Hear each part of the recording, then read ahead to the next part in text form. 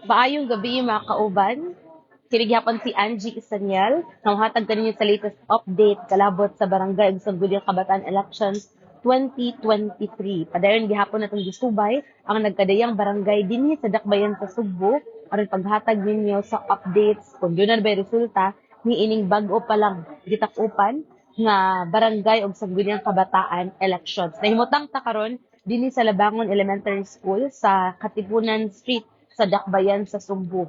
Sa akong luyo, inyo gihapong makita ang pag-convene na ni, magsugod na og convene ang mga sakop ni sa Board of Election Inspectors kun BI dinhi sa Barangay Labangon. Apan ato ang nga nasayran nga hangtod karong mga higayuna, wa pa nahuman ang pag-consolidate o pagtali sa mga votes sa nagkadaiyan ni nga mga clustered precincts dinhi sa Labangon. Gawas dinhi sa Labangon Elementary School didto sad sa tunghaan sa Don Sergio Osmeña, gipahigayon sad ang pagbutar sa lain pod nga mga clustered precincts under gihapon sa Barangay Labangon. Nagpasabot nga ang resulta sa gihimo nila nga taliing sa mauning nga mga clustered precincts dalhon pa dinhi sa Labangon Elementary School aron sa pagpahigayon unya sa ilaha nga canvassing of votes.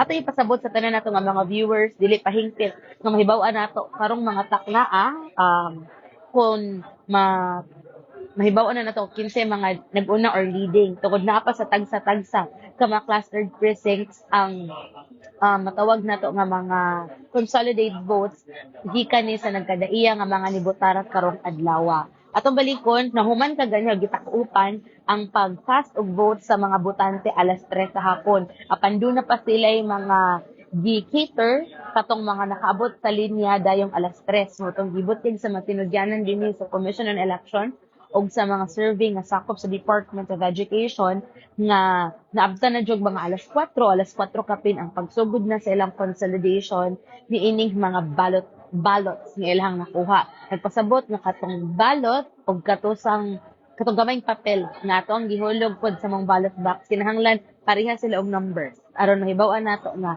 sakto o tukma kompleto kining maong nga number of ballots ang gisod sa tagsa-tagsa ka mga ballot boxes. Human ni ana magsugod ang tallying sa matag clustered precincts. Dunay mga clustered precincts nga moabot ni sa 300 or more ka mga voters. Mao nang naa pa didto ang kalangay sa tagsa-tagsa ka clustered precincts. Kung mahuman na tanan, dalhon na dinhi alang sad sa paghimuon nga canvassing.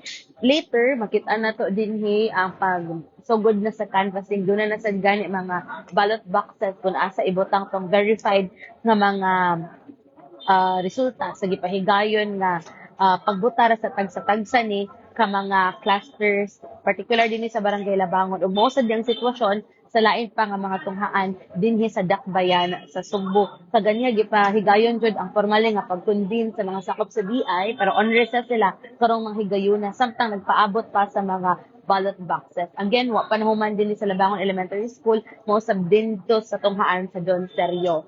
Sa mga report sa mga kaubanan sa My TV Cebu, ato makita ang sitwasyon sa tagsa-tagsa to ka mga clustered precincts ilang gisod sama ni Kirby, nila Kenray, ni Queenie na ongoing pasad ang tallying of votes sa tagsa-tagsa ka clustered precincts. So musad na ang sitwasyon din sa Labangon sa atong nakita kaganiha. Apan karon na himutang ta kun asa ipahigayon kining mao nga canvassing. So, karong mga oras, sa alas 6:31 pa sa kagabhion, taas pa dyan ni nga lahutay alang sa mga ni-serve karong barangay ug sangguniang kabataan election.